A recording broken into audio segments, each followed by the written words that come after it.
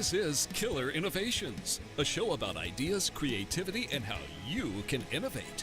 Welcome to the Innovator's Garage, where you learn to create your next game-changing killer innovation.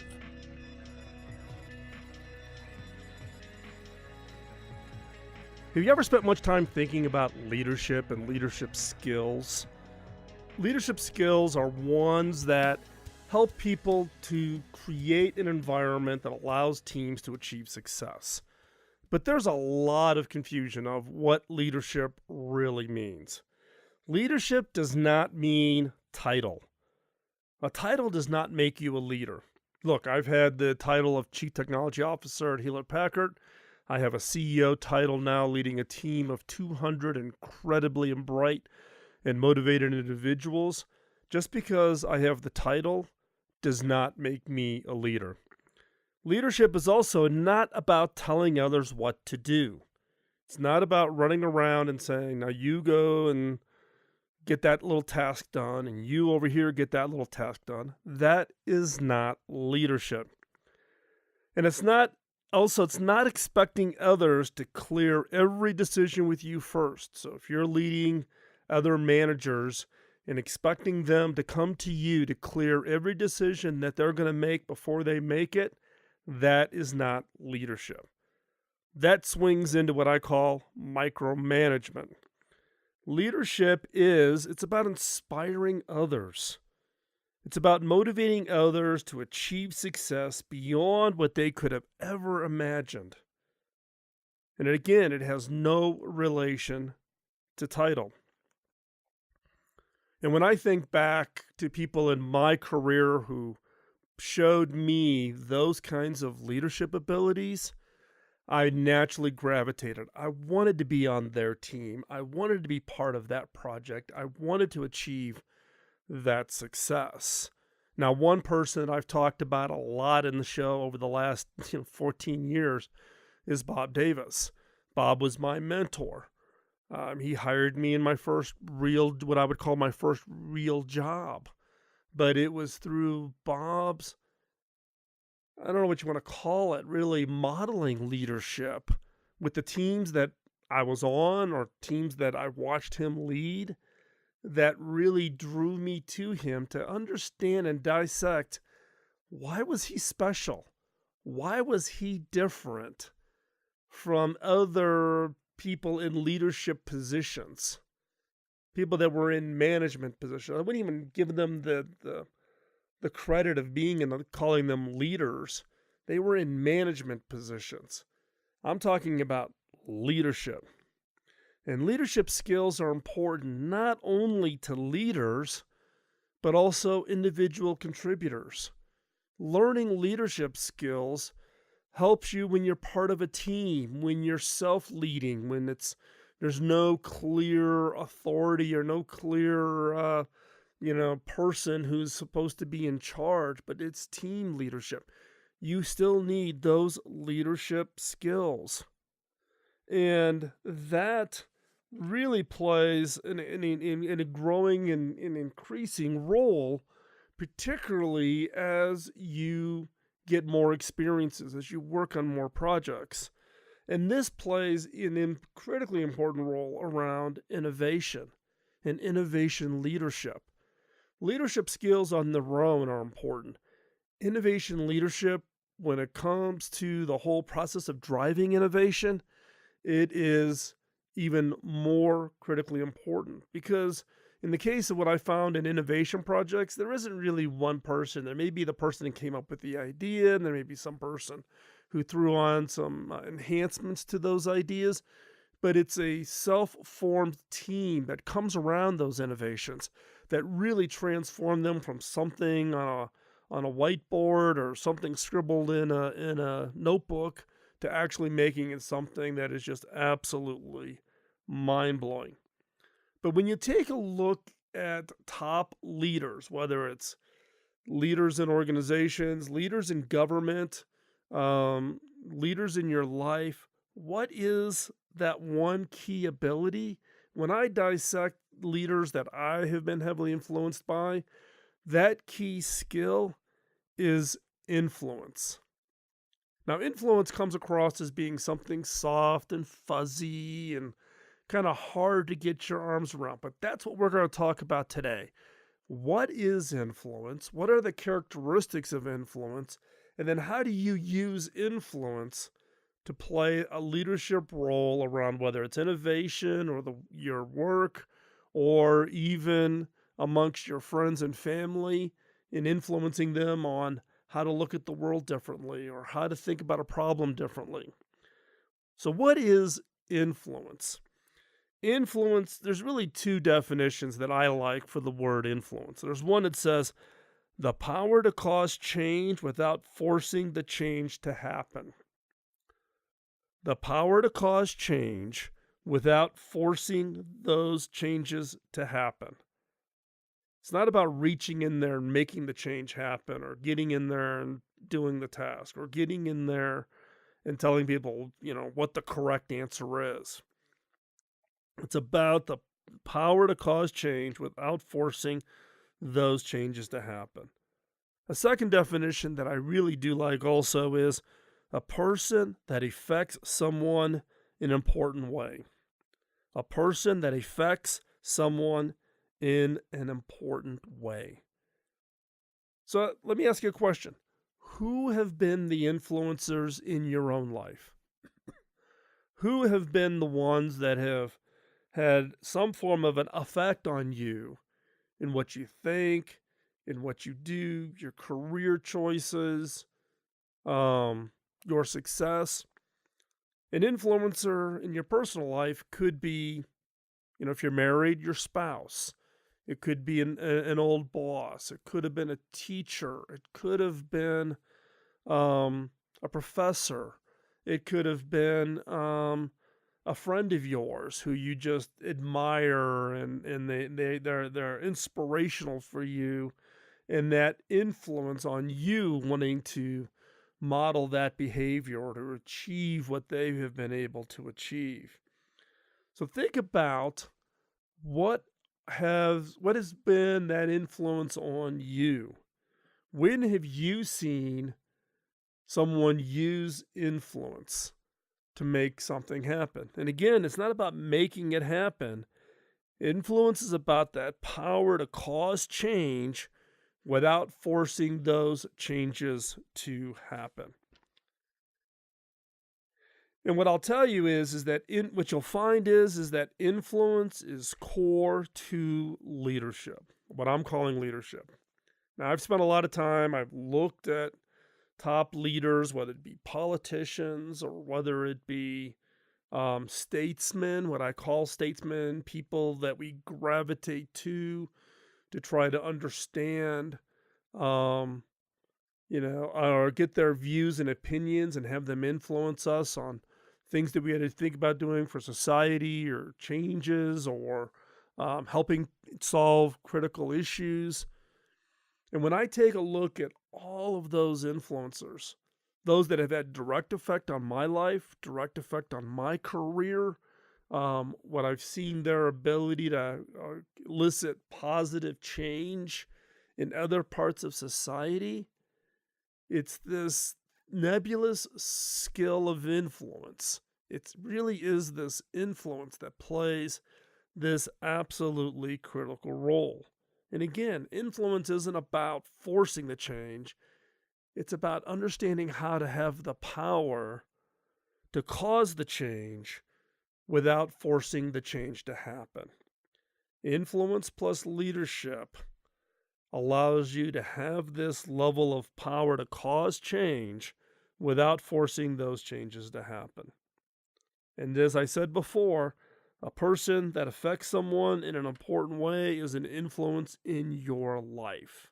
Now, for the rest of this show, we're going to talk about two areas. One is I want to share with you what I think are the attributes of influence. What are those attributes you need to have and really to have this power of influence to drive change? And then, secondly, I want to talk specifically about how do you exert influence? How do you use this power to actually exert influence in what you are doing. So how you become an influencer in other people's lives. So I'm giving you a little bit of my little secret mojo here. What are the attributes of influence? And then how do you successfully exert influence? So don't go anywhere. That's what we're going to talk about in the rest of today's show. We're going to need to take a quick commercial break, but when we come back, I'll continue on. Next up, we're going to talk about what are the attributes of influence. And I'm going to challenge you to think about your own skills and abilities, and do you contain these specific attributes? So don't go anywhere. We'll be right back.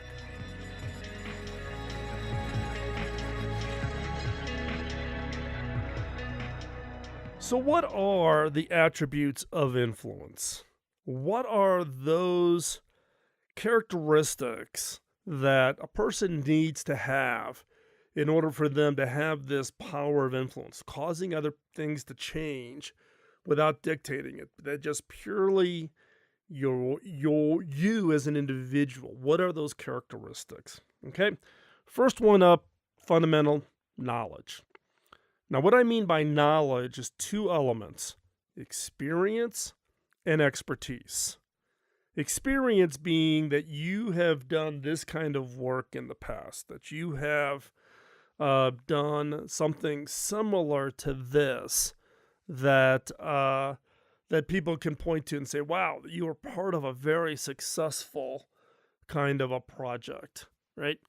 In my early days in my career, I got involved in some projects that turned out to be part of teams that achieved, really high-profile success.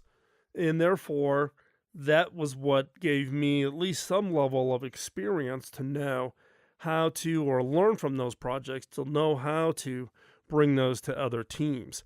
It's not that dissimilar to, look, there was 9 engineers on the original Apple iPhone.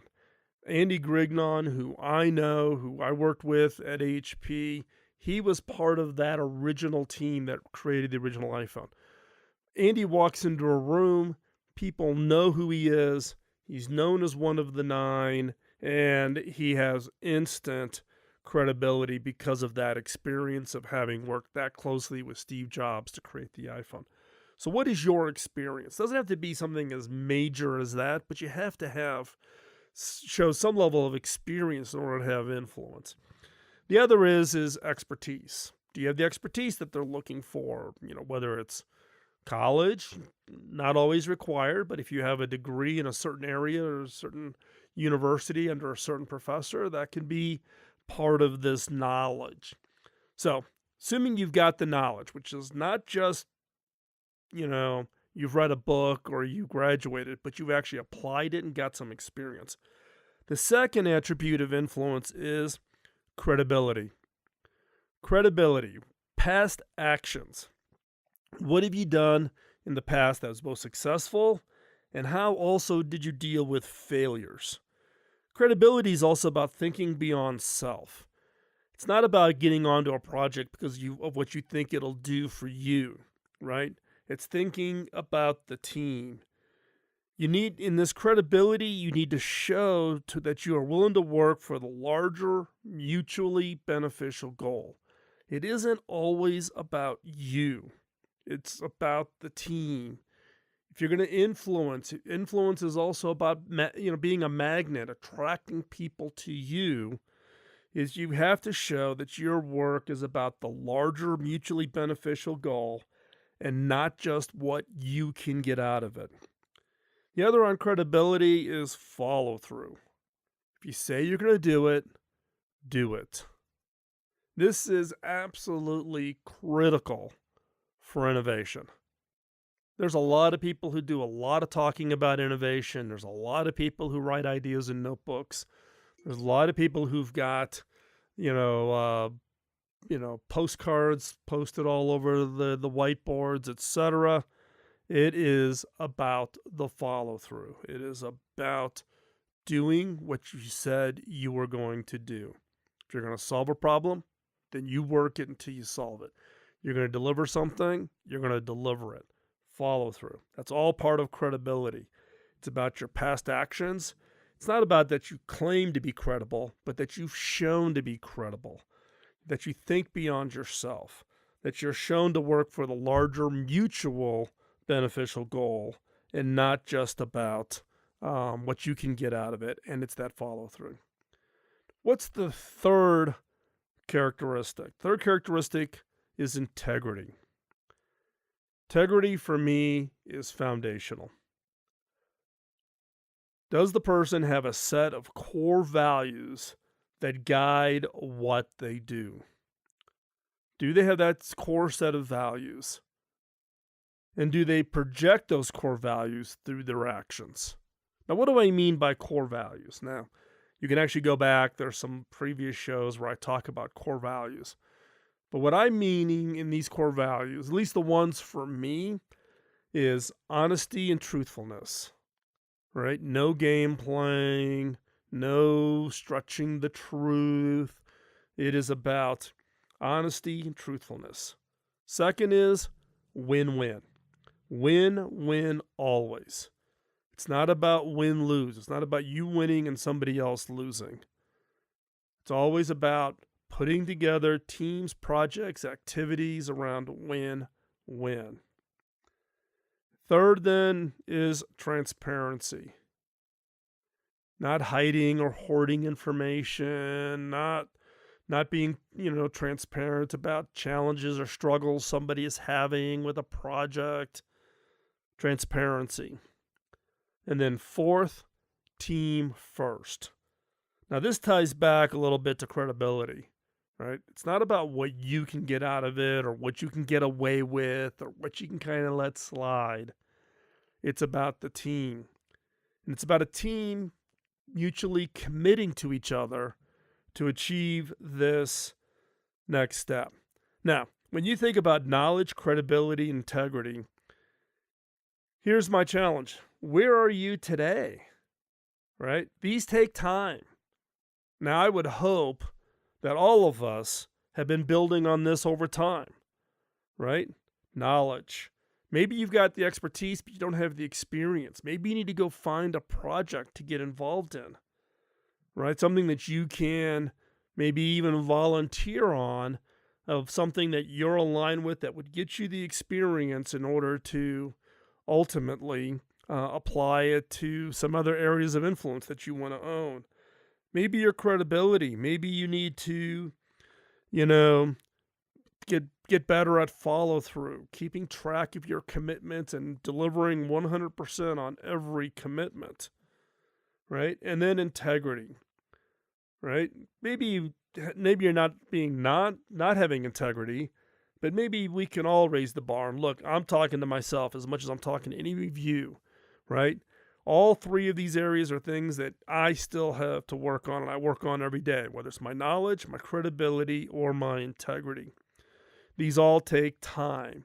And so now is just as good as time as any to commit that if you want to be an influencer, you need to have all three of these. You can't have two of them. You can't have one. You have to have all three: knowledge, credibility, and integrity. Don't go anywhere. Next up, we're going to talk about how do you exert or apply these characteristics to have influence, right? So if you have the characteristics, then how do you actually apply them to achieve success? So don't go anywhere. We'll be right back.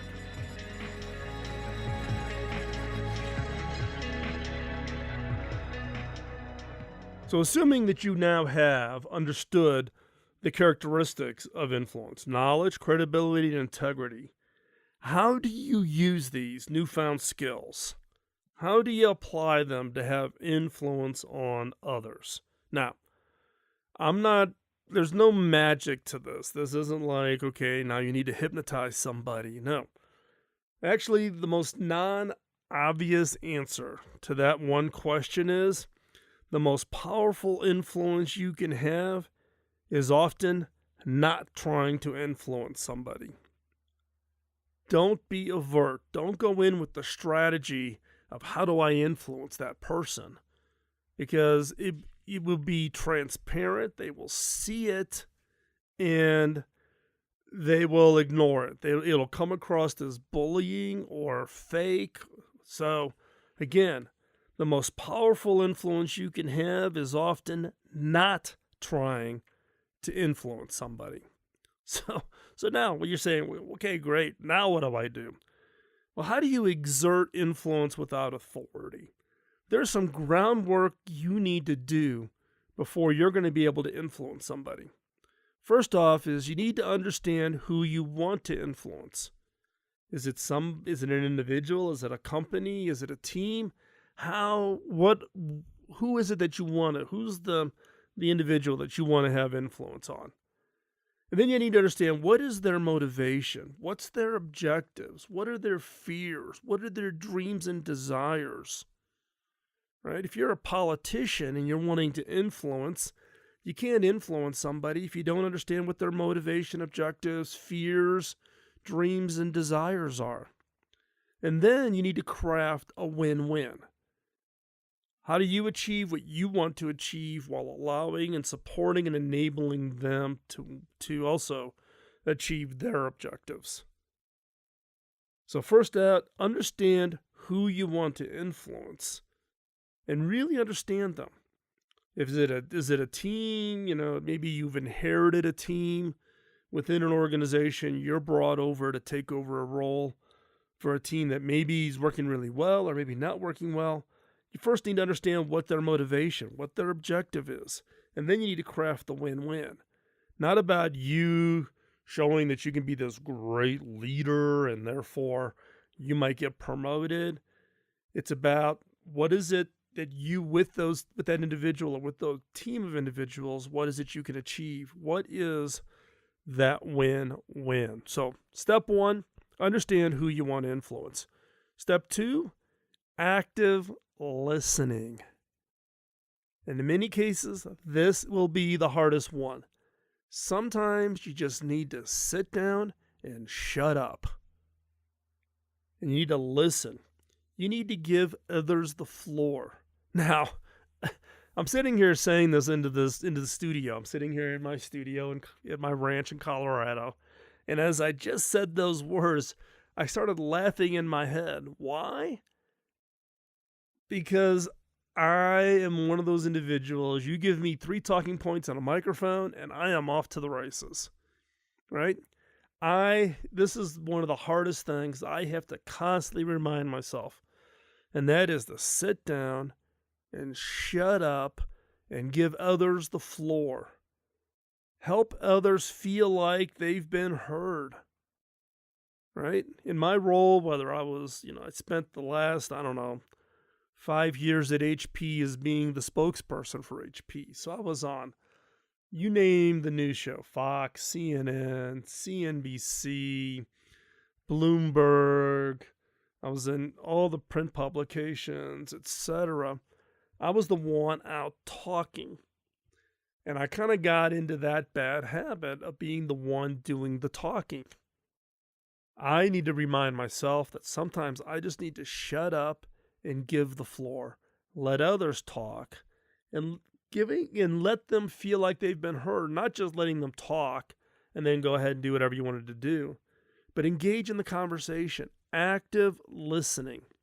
If you want to influence somebody, making them feel like they're part of that conversation, that they're contributing, is one of the best ways you can influence somebody. And then third, and this should be a surprise to nobody listening to this show, ask questions. Raise questions. Not just any questions, but well thought out questions. Questions that do not convey an agenda, right? That do not define kind of a target that you're trying to point them to get them to align with you. You're raising questions, well thought out questions, to really establish a conversation, not authority. Asking questions that you've spent hours thinking about. What are the right set of questions that I should be asking? What are the right questions to allow the person on the other side to truly convey their opinion, their thoughts, sharing their experience and expertise, to share and show that their integrity right? All of those things help build influence. And influence, in many cases, can be two ways, or multiple people can be exerting influence on a team that allows that team to achieve success that they had just never thought they could achieve. So again, raise questions. Don't fall into the trap of asking the question to convey an agenda. Ask questions to establish the conversation. Open people up, getting them to engage with you. So again, the 3 pieces of advice that I would give you about exerting influence without authority is: 1, understand who you want to influence. What are their motivations, objectives, dreams, fears, concerns? And then craft a win-win. 2, active listening. Sit down, shut up, give others the floor to allow them to feel like they've been heard. And 3, raise questions, well thought out questions, not to convey an agenda, but to establish the conversation. So, this show we've been talking about leadership skills, and specifically the leadership skills related to innovation. And leadership skills are even more important for innovation because many organizations are stumbling, fumbling, trying to get their arms around what this whole concept of innovation is. And for me, influence is absolutely core to leadership. Somebody coming in and just saying, "Oh, I'm going to be the new leader of innovation," and not have the ability to influence the organization, influence other leaders, influence teams, motivate people to do things that they just never thought were possible, will doom the innovation effort to failure. You must have the skill of influence. And again, the attributes for influence is you need to have the knowledge and experience. You need to have done it. You may need to go out and volunteer and be part of somebody else's team in order to have achieve some past experience. 2 is that credibility. And 3 is integrity. So let me ask you a question. On those attributes, how do you stack up? Be honest. And what is it that you need to work on? And look, I may be talking to you, but I'm also talking to me.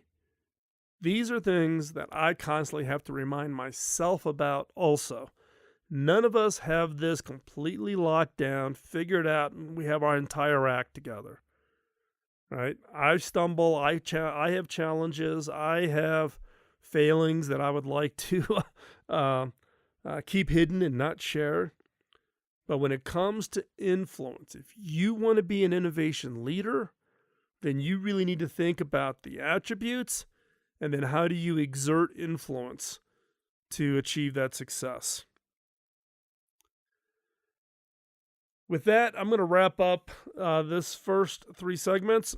As usual, in the 4th segment, we will have the new episode of 5 Minutes to New Ideas. In segment 4, this is something we've been trying now for, I think we've probably got about a dozen shows under our belt.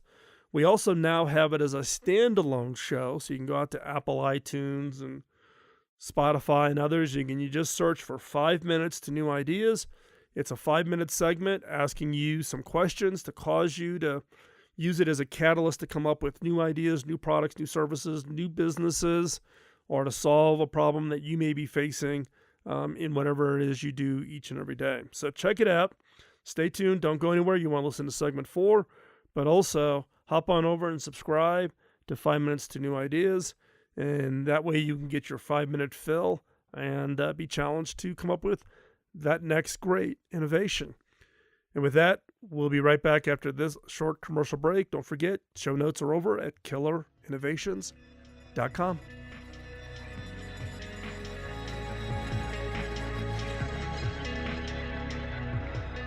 Back in the early days of this show, I would share what I called a killer question in each episode.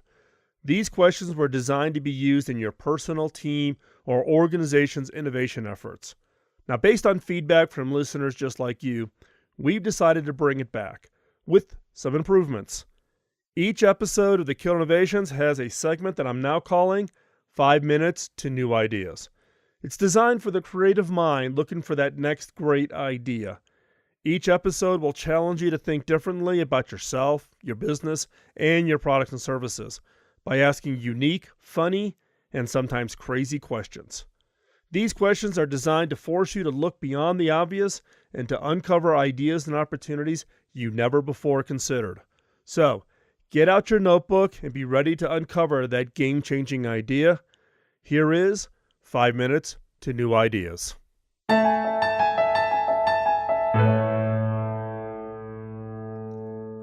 What are your criteria for deciding that an idea is worth pursuing? We all have our own set of selection criteria, the first of which is usually looking for profits. However, selecting a course of action based solely on ROI can be limiting or dangerous. If you are doing something really innovative, how on earth can you determine what the margins will be at an early stage of the R&D process? The problem is, if you filter out new ideas based solely on whether they meet your financial projections, then you're going to miss some great, perhaps groundbreaking concepts.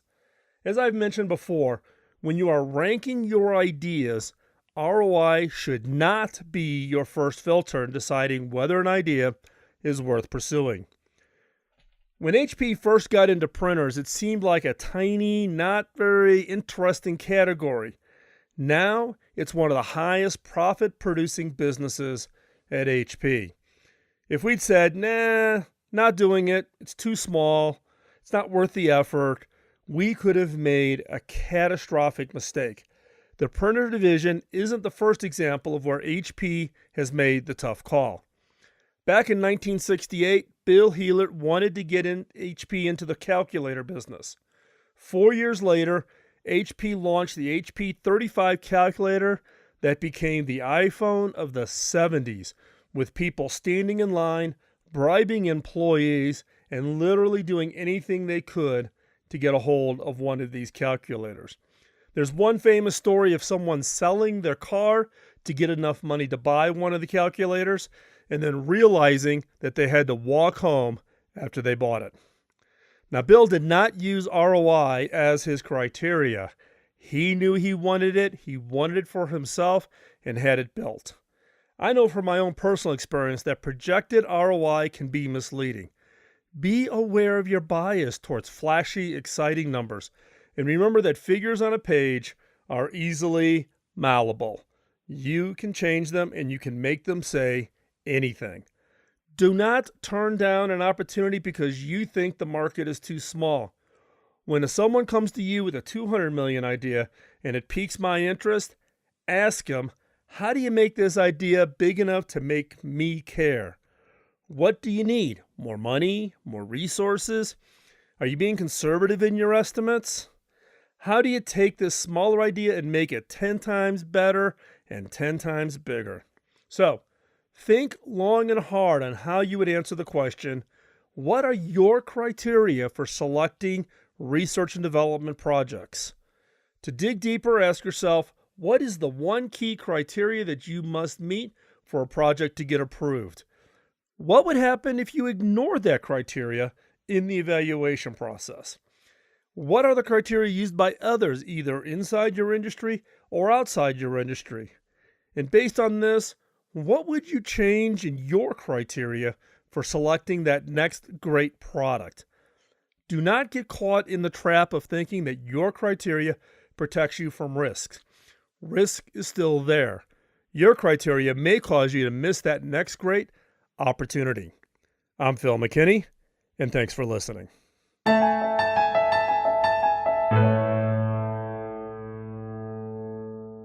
Thanks for taking the time out of your busy schedule to join in. If you have any comments or suggestions, drop me a note at phil@killerinnovations.com.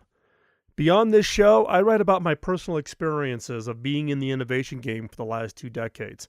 Topics include innovation, creativity, culture, team building, metrics, frustrations, leadership, and how to win. You can find that content over at philmckinney.com.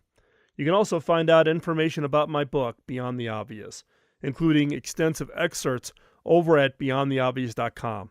You can find hardcover, digital, and audio versions of my book on Amazon or wherever you get your books from. Now, the reason I started this show back in 2005 was to pay back my early mentor. My first mentor, Bob Davis, invested an immense amount of time in training and coaching me, which had a major impact on my career. When I went back and asked him how I could pay him back, he laughed and said I couldn't. I had to pay it forward. If I could ask for a favor, could you help me pay it forward? How? 1, by giving us a rating wherever you get your podcast, as that helps spread the word. And 2, by telling others about the show. If you want to be part of the conversation between the shows, I hang out in the Innovators community on Slack. The Innovators community is a private community of vetted innovators who help each other succeed. Check it out at theinnovators.community. This episode of Killer Innovations was produced by the Innovators Network.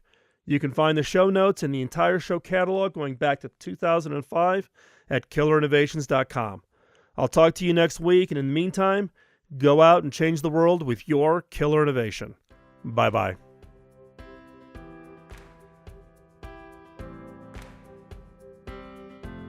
Before we go today, there's something special that all of us here at the Innovators Network would like to say.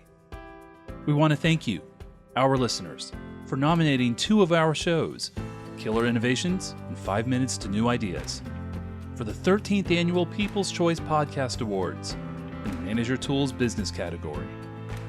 We are honored and humbled by these nominations, and we know we could never have done it without the loyal support of our listeners. So from all of us here at the Innovators Network, to all of you, a very sincere thank you.